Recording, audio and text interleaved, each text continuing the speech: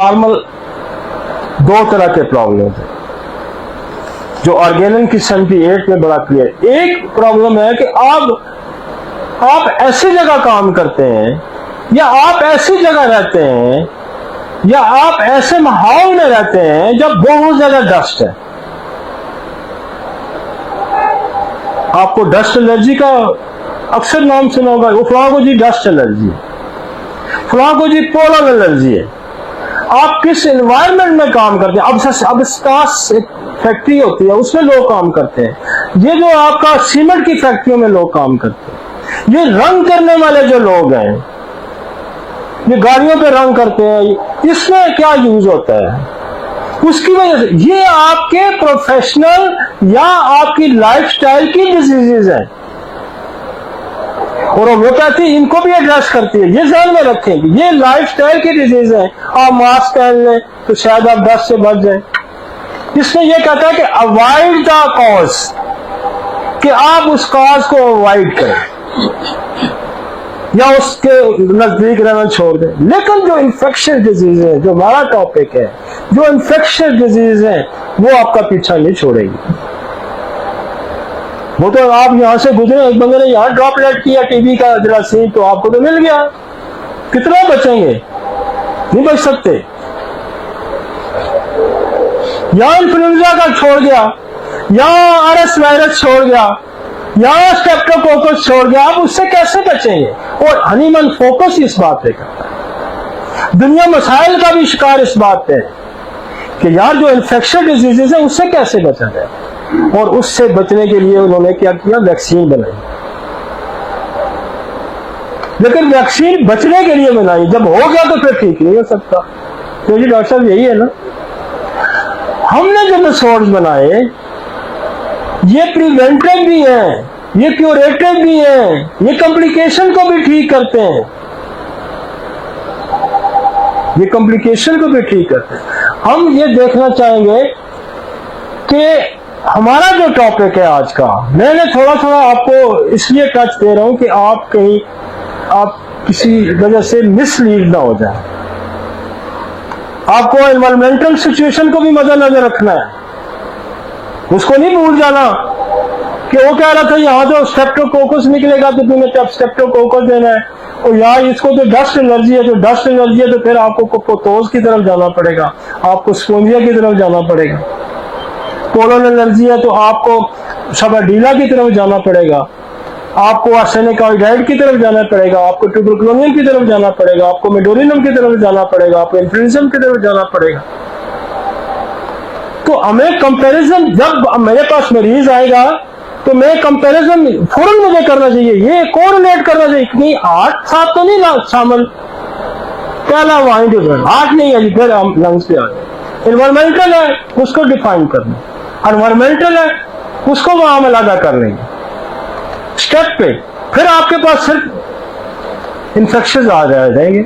आपने फौरन, जब मेरे पास सांस का बंदा आता है, अब सांस का बंदा आता है तो मैं कहता हूँ कि हार्ट की, हाँ सांस का बंदा आता है तो किडनी का प्रॉब्लम भी हो सकता है।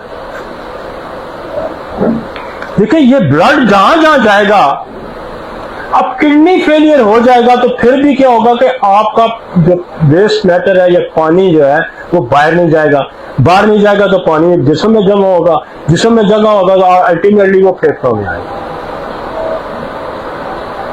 लिवर खराब हो जाएगा तो क्या होगा? जब पोर्टल वैन में थ्रोम्बोसिस हो जाएगा, लिवर सुखड़ जाएगा, वहां कैंसर हो जाएगा तो क्या होगा? थ्रोम्बोसिस हो जाएगा। तो वो क्या करेगा? थ्रोम्बोसिस हो जाएगा तो वो ब्लड जो है पोर्टल वैन ब्लड लिवर में जाके नहीं सकेगी, वो सारा ब्लड पीछे, जैसे आप किसी दरिया के आगे कोई पौधा फेंक दे, पुल डाल दे, कोई मिट्टी फेंक दे, बंद कर दे तो क्या होगा? पानी पीछे जमा होगा। अब पानी पीछे जमा होगा तो वो रिसेगा दाएं बाएं, वो रिस के पानी पेट में आता है। तो कंपैरेटिव स्टडी, बेहतरीन डॉक्टर वो है जो कंपैरेटिव स्टडी देखे कि आगे मुझे सांस का प्रॉब्लम है, क्या किडनी तो नहीं इन्वॉल्व हो गया, कि फेफड़े तो नहीं इन्वॉल्व हो गए, कहीं हार्ट का मसला तो नहीं हो गया। हम पीछे पड़ जाए उसके सांस को बहाल करने के, बेशुमार आप ऑक्सीजन लगाते रहे ना उसको, बाई पैप लग जाए, जो मर्जी लग, वो तो सोर्स रहा है उसका, वो आपको पता ही नहीं है पानी क्यों पड़ गया भाई फेफड़ों में, हार्ट की वजह से पड़ा है। नहीं जी हार्ट तो बिल्कुल ठीक है इसका, फिर किसी क्या गुर्दे तो नहीं खराब हो गए, गुर्दों की वजह से पड़ गया पानी, क्या लीवर तो नहीं कहीं खराब हो गया, इसलिए से पड़ गया पानी, क्या पेट के अंदर को कैंसर बन गया आंतों के अंदर, उसकी वजह से पानी बनना शुरू हो गया है, पेरिटोनियम में पानी बनना शुरू हो गया। तो must know what is the cause of the behind the picture, क्या वजह है भाई। ये सिम्टोमेटोलॉजी से काम नहीं चलेगा, मैं आपको सच्ची सच्ची बात बताता हूं, डीप ट्रैक करते हैं आपको, ये गलत मशवरे देते हैं। अब एक पानी पड़ा जी फेफड़ों को, वजह मैंने कितनी बयान कर दी है। तो मैं तो इन्फेक्शन पढ़ाने आया था, लेकिन मैं आपको ये भी पढ़ाने आया हूँ कि मैं यार अगर खुदा न खास्ता मैं कोई सीधा रास्ता इनको नहीं दिखा के जाता तो ये कहेंगे यार वो तो फेफड़े पढ़ा के चला गया था तो फेफड़ों में अब पानी पड़ गया, वो तो कह रहा था स्टेप दे, टीबी दे, फलाना है, तू तो मसला ही है, तो कुछ वो डायग्नोज करके कहीं और से ले आएगा, यार आपने तो मुझे खराब किया है, मेरा तो फेफड़ों का मसला ही नहीं था, तू मेरा फेफड़ों का इलाज करता है, मेरा तो दिल का मसला था, तो यार मेरा तो गुर्दों का मसला था। तो आपको चुकन्ना हो के जब भी आपके फेफड़ों में कोई मसला आएगा तो आपको ये 4 आर्गन बाकी भी टच करने हैं। और आपके सामने पिक्चर हम तो देखे ना, 1 मिनट में हम करते हैं, हार्ट चेक किया, फेफड़े चेक किए, गुर्दे चेक कर दिए, एकदम फाइल पड़ी, पता लग जाता है कहाँ प्रॉब्लम है और फौरन डायग्नोसिस बनानी पड़ती है आपको। क्या कोई कार्डियोलॉजी का प्रॉब्लम है? 4 सवाल तो आपने मेंटेन करने हैं ना, कार्डियोलॉजी प्रॉब्लम है, सांस का अपना प्रॉब्लम है, अब देखें हीमोग्लोबिन भी कम होता है तब भी सांस का प्रॉब्लम है, फिर मैलेग्जेंसी आ जाती है, कहीं की कोई हार्ट की मैलेग्जेंसी है, कोई फेफड़ों की मैलेग्जेंसी है, किडनी की मैलेग्जेंसी है, आपकी लिवर की मैलेग्जेंसी है, तो फिर भी फेफड़े खराब हो सकते हैं।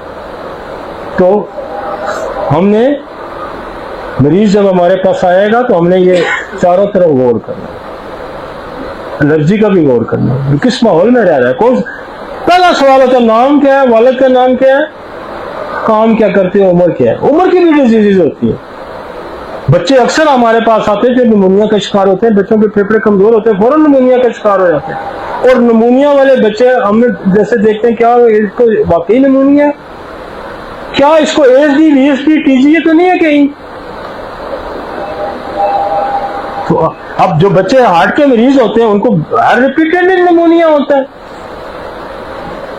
हमारे यहाँ तो ये बड़ा आजकल देखे ना बड़ा मुश्किल हो जाता है कि आप थोड़ा सा टेस्ट कराना पड़ते हैं, आप स्टेप कराएं, आप आरएस वायरस कराएं, आप टीबी का टेस्ट कराएं, बरल आपको अल्टीमेटली क्लिनिकल पिक्चर में हमें अंदाजा हो जाता है कि 1-2 सवाल करने से पता चलता है, हो सकता है फैमिली में टीबी है तो बच्चा भी इन्वॉल्व हो गया, बड़ा भी इन्वॉल्व हो, बहुत से रिपीटेड ट्यूबरकुलोसिस आ रहे होते हैं, पहले भी थी या फिर हमारे पास लंग्स की जितनी डिजीजेज आती हैं आप उनकी हिस्ट्री में ज्यादा वालिद को टीबी होगी या किसी उसको खुद हुई होगी या कुछ ना कुछ जरूर रिलेटेड प्रॉब्लम आता है। तो यू मस्ट आपको नॉलेज होना चाहिए कि मैं फेफड़ों का इलाज करने जा रहा हूँ तो मुझे इसके साइड बाय इसको हम ये कहते हैं कि